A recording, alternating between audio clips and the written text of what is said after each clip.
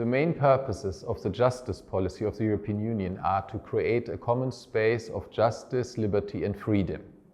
And part of this policy is the reform of justice systems in the member states. It's probably fair to say that the reform of the Italian system is the biggest reform of a justice system Europe has ever seen, probably the world has ever seen in terms of financing. We are creating 8,000 posts from EU funds this year in Italy over the whole period of the reform, 20,000 posts. The total financing of this reform of justice and public administration in Italy from the COVID recovery plan is financed with 3.7 billion euros. So it is a very important program for the economic development of Italy to realize the great potential of this country, and this country has a huge growth potential, which is held up by a judiciary which is too slow in dealing with cases. And this is a growth impediment. So it's a growth project. It's a project which will benefit the economy in Italy. And it is a project which is important for Italy, but it's also very important for the European Union.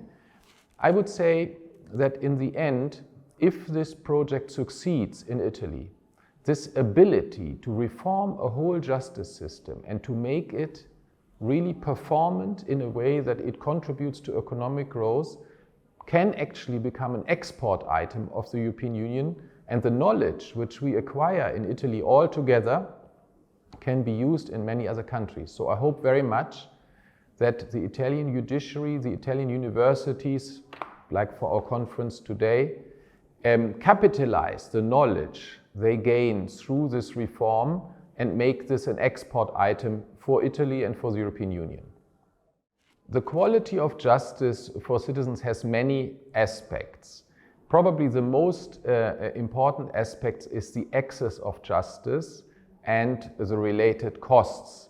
We know that many needs of justice are actually not delivered because of costs, and so we must look at things like the financial support to people who want to go to court to get their rights, but also the need to pay upfront, things like that.